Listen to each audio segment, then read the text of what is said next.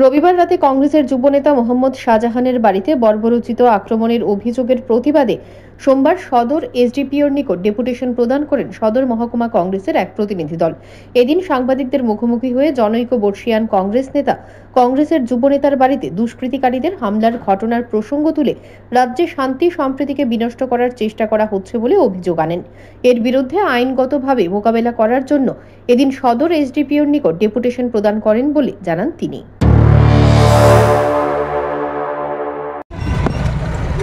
যুব কংগ্রেস নেতা শাহজাহান ইসলামের বাড়িতে যে নারকীয় অত্যাচার সংঘবদ্ধ আশ্রিত দুষ্কৃতিকারীরা যে তাণ্ডব চালিয়েছে, রাজ্যের সম্প্রীতিকে বিনষ্ট করার চেষ্টা করছে, এই সমস্ত জিনিস আইনগতভাবে পুলিশ যাতে মোকাবেলা করে আইন যেন সঠিক জায়গা দিয়ে চলে, তার জন্য আমরা সতর্ক করতে পুলিশ প্রশাসনের কাছে আমরা সদর জেলা কংগ্রেসের পক্ষ থেকে এই পুলিশ আধিকারিক এসডিপিও মহোদয়ের কাছে আমরা আজকে আলোচনা করতে চাই।